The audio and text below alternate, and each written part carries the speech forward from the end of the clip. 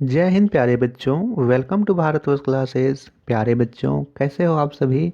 आशा करता हूँ आप सभी अच्छे होंगे, स्वस्थ होंगे। तो बच्चों, आज हम लोग class 6 JCRT English daisy text book में unit 4A Sindbad the sailor second voyage इस चैप्टर के समरी को देखेंगे और साथ ही सारे क्वेश्चन आंसर को हम इस वीडियो में कवर करने वाले हैं। तो बच्चों, सबसे पहले हम लोग इस चैप्टर के समरी को समझ लेते हैं कि यह चैप्टर किसके बारे में है और क्या कहता है। तो बच्चों, इसमें एक सेलर होता है। सेलर का अर्थ होता है नाविक। बिल्कुल शॉर्ट में स्टोरी समझाऊंगा ताकि आपको जितने भी इससे प्रश्न बनते हैं वे सभी प्रश्न आपके दिमाग में एकदम फिट हो जाएं, छप जाएं। तो एक सेलर होता है बच्चा, एक नाविक, जिसका नाम होता है सिंदबाद।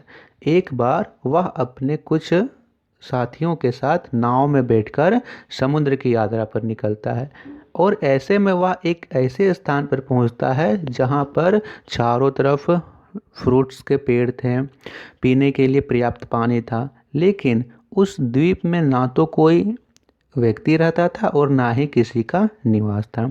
इसी तरह में क्या होता है कि वो सिंदबाद कुछ समय के लिए वहाँ पे उस द्वीप पर सो जाता है। अब जब वो उसकी आंखें खुलती है तो वह अपने आप को उस द्वीप पर अकेला पाता है। वो देखता है कि उसके सारे साथी उस जहाज को लेकर जा चुके हैं, वह उस द्वीप पर अकेला है। अब वह उसके सामने बहुत सारी चुनौतियाँ होती है। वह इधर उधर घूमते रहता है। खाने के लिए तो टेंशन नहीं था क्योंकि खाने के लिए उसके पास फल थे, पीने के लिए पर्याप्त पानी था, लेकिन भला वह अकेला इस द्वीप पर कितने दिन तक रखता और क्या करता। इसी तरह घूमते घूमते वह एक ऐसे पत्थर के पास पहुंचता है जो उसे बहुत चिकना लगता है। उसे वह छू के देखता है तो बहुत चिकना लगता है और वह चारों तरफ से उसे ध्यान से देखता है। बहुत ध्यान से देखने के बाद उसे पता चलता है कि यह पत्थर नहीं है, यह बहुत बड़ा अंडा है जो कि रॉक बर्ड का होता है, रॉक पक्षी का होता है। अब वह क्या करता है, उस अंडे के सामने जाकर देखता है। इतने में एक बड़ा सा पक्षी आकर उसे ढक देता है। वह देखता है कि यह वही पंछी है जिसका यह अंडा है, यानी रॉक का अंडा है। अब वह उस पक्षी के पैरों तक जाता है और उस पैरों को पकड़ लेता है। जैसे ही रॉक बर्ड उड़ती है तो पंछी के पैरों से वह चिपका रहता है, तो रॉक बर्ड के साथ वह सिंदबाद भी उड़ जाता है। उड़ते उड़ते उड़ते उड़ते इतनी ऊपर चल जाता है कि उसे धरती नीचे नज़र ही नहीं आती है। अब जब बर्ड नीचे उतरती है तो इतनी तीव्र गति से उतरती है कि सिंदबाद अचेत अवस्था में चल जाता है। इसके बाद वह जब अपनी आंखें खोलता है तो वह खुद को एक हीरे की घाटी में पाता है। वो देखता है कि रॉक बर्ड्स ने उसे एक ऐसे घाटी में लाकर गिरा दिया है जिसके चारों तरफ हीरे हैं, हीरे हैं। लेकिन उस हीरे वाली घाटी में बहुत सारे सांप भी रहते थे। इतने विशाल विशाल सांप कि उन सांपों में सबसे छोटे सांप की भी बात करें तो वह एक बड़े हाथी को निगल सकता था, इतना बड़ा बड़ा सांप रहता है। तो वो क्या करता है, वे सारे सांप, वह रॉक बर्ड उसमें से एक सांप को उठा करके मार देता है और लेके चल जाता है। अब सिंदबाद उस निर्जन स्थान में अकेला है। अब वह क्या करता है, जितने भी सांप रहते हैं बच्चा, वह बर्ड के डर से दिन में नहीं निकलते हैं लेकिन रात में पूरा निकलते हैं। तो सिंदबाद खुद को एक गुफा में बंद कर लेता है और रात भर एक पत्थर से इसका मुंह ढक लेता है। वह रात भर गुफा में रहता है, दिन में निकल करके उस डायमंड वैली में घूमता है और तलाश करता है कि वह इससे बाहर कैसे निकले। उसके सामने बेशकीमती हीरे पड़े हुए थे, लेकिन इस परिस्थिति में उसके लिए ये सारे हीरे मूल्यहीन थे, क्योंकि उस चीज़ को वह कैसे दिखाएगा कि मेरे पास इतने हीरे हैं, मैंने इतने हीरो को देखा। उसके पास ना तो कोई व्यक्ति, उसके पास सिर्फ एक ही लक्ष्य था कि मैं अपने जीवन की रक्षा कैसे करूं, मैं यहाँ से कैसे निकलूं। फिर वह देखता है कि उसके सामने एक बड़ा सा मीट का टुकड़ा गिरता है, मीट चंक्स ऑफ मीट, बहुत बड़ा सा मीट का टुकड़ा गिरता है।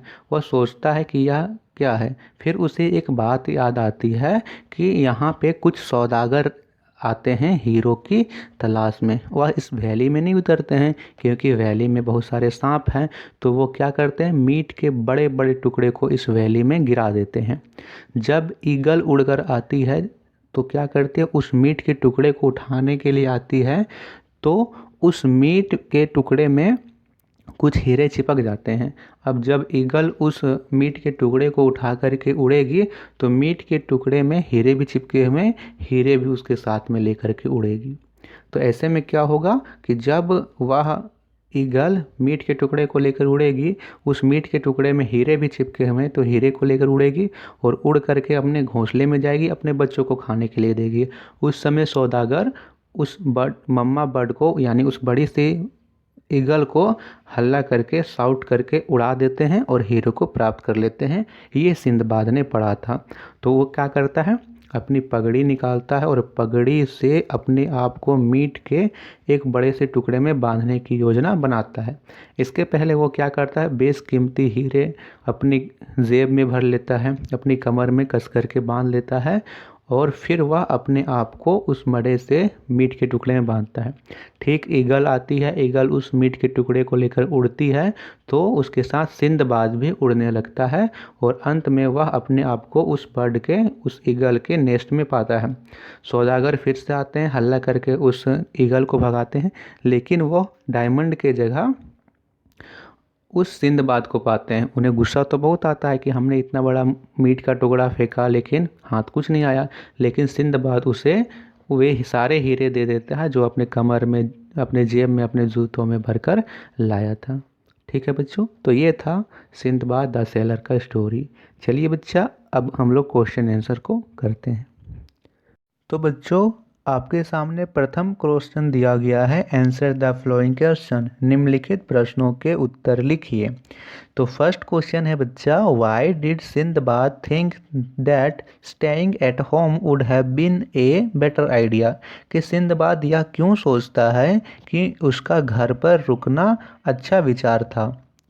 तो इसका कारण क्या था बच्चों, क्योंकि वह जब डेजर्ट, वहाँ पे डेजर्ट लैंड में फंस गया था कि उसके सारे लोग उसे छोड़ करके चले गए थे, वह डेजर्ट लैंड में अकेला था, तब वह सोचता है कि इससे अच्छा तो मैं घर में ही अच्छा था, घूमने नहीं आना चाहिए था।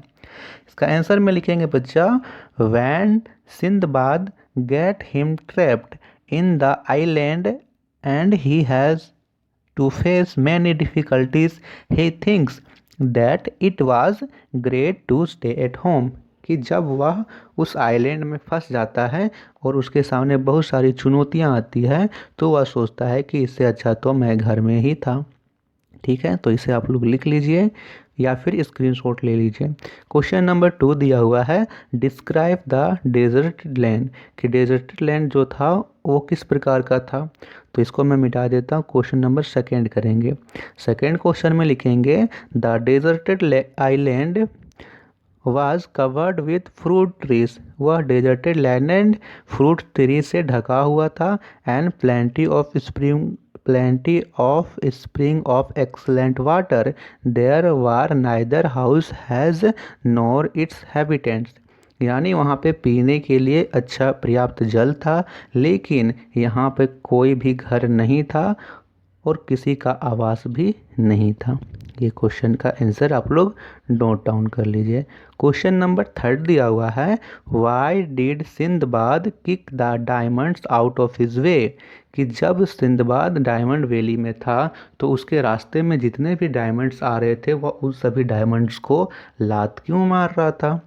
तो इसका आंसर में हम लोग लिखेंगे बच्चा, Sinbad was kicking the diamonds that came in his way because in this situation the diamonds was worthless to him, कि वह इसके रास्ते में जितने भी डायमंड्स आ रहे थे वो उन सबको लात मार रहा था, क्योंकि इस परिस्थिति में डायमंड उसके लिए मूल्यहीन था, मूल्यहीन वस्तु था, केवल पत्थर मात्र उसके सामने थी।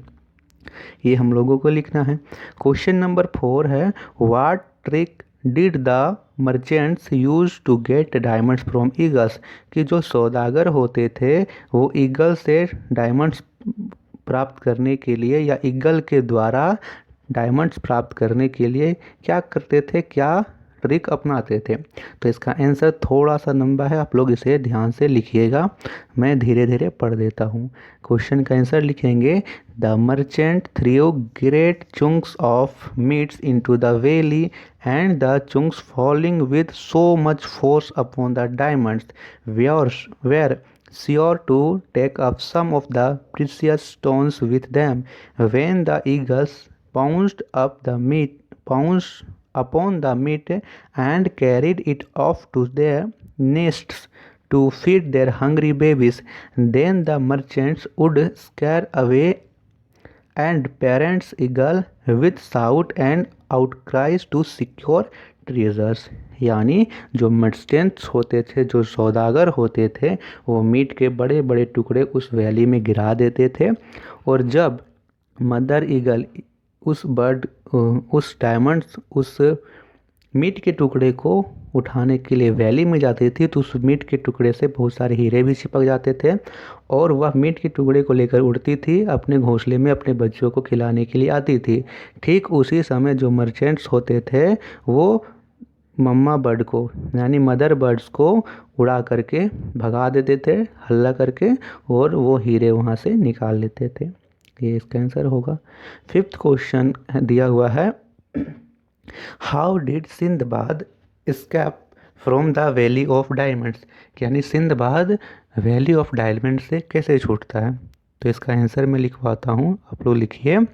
क्वेश्चन नंबर 5 का answer, Sinbad ties himself to a large piece of meat with the help of a turban. When the eagle flies with that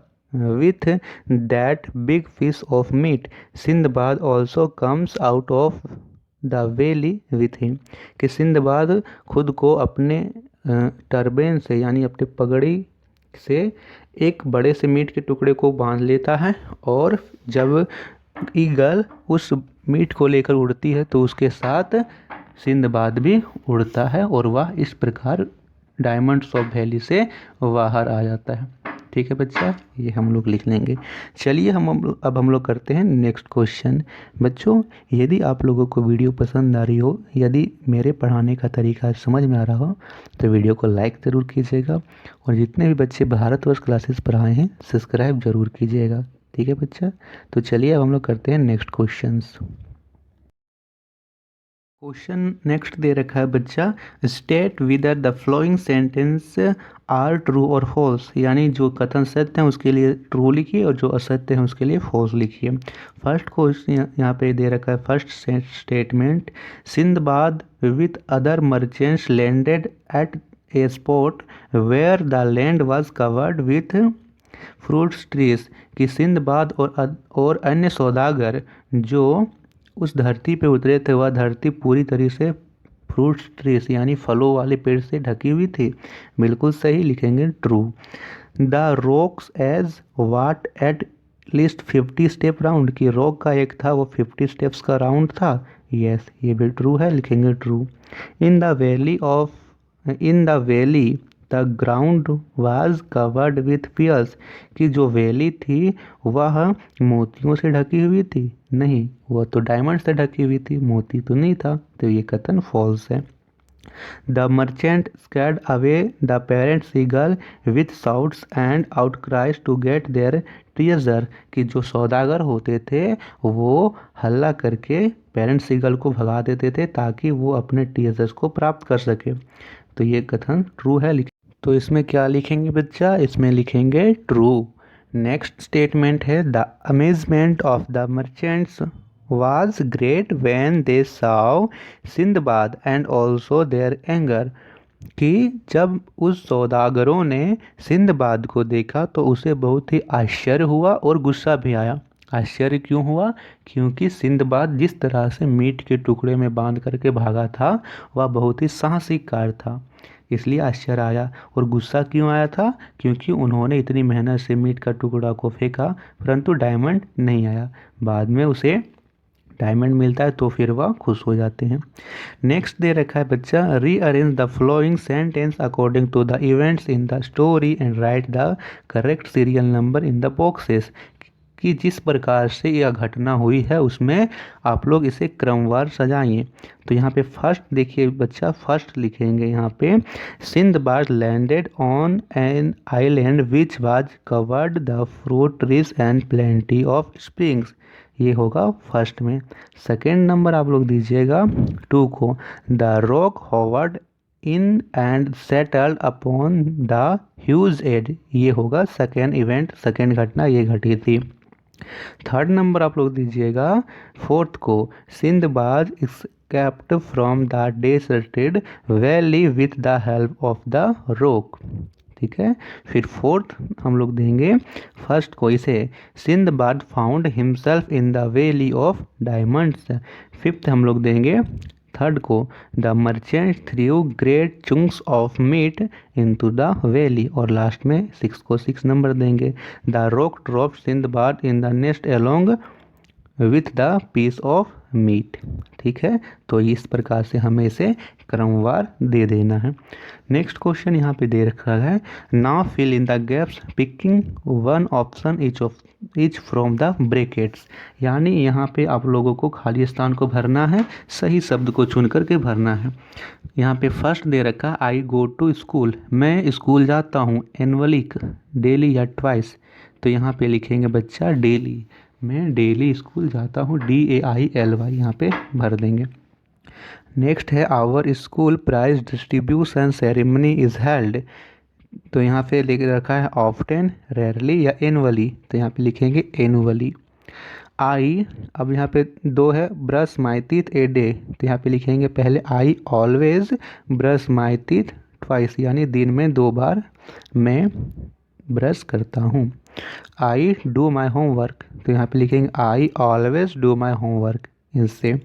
और नेक्स्ट है फिफ्थ में आई मिसबिहेव विथ एनीवन, तो यहाँ लिखेंगे I never misbehave with anyone, मैं किसी के भी साथ बुरा बर्ताव नहीं करता। क्वेश्चन है बच्चों, now fill in the blanks with appropriate linking words. Linking words का मतलब होता है जो 2 कथनों को जोड़ते हैं, 2 सेंटेंस को आपस में जोड़ते हैं, लिंक करने का अर्थ है जोड़ना।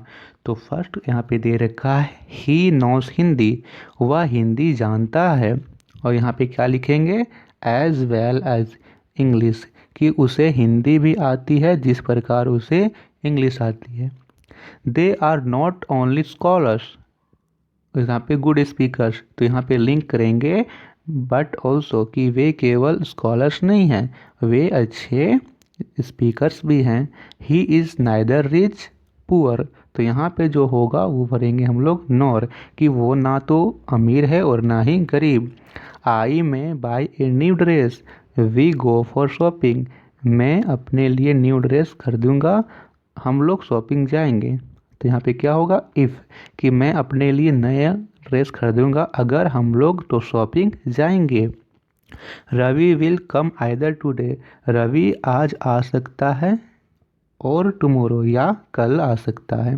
We left the hotel as soon as the bus come, जितनी जल्दी यह बस आएगी हम लोग यह होटल छोड़ देंगे।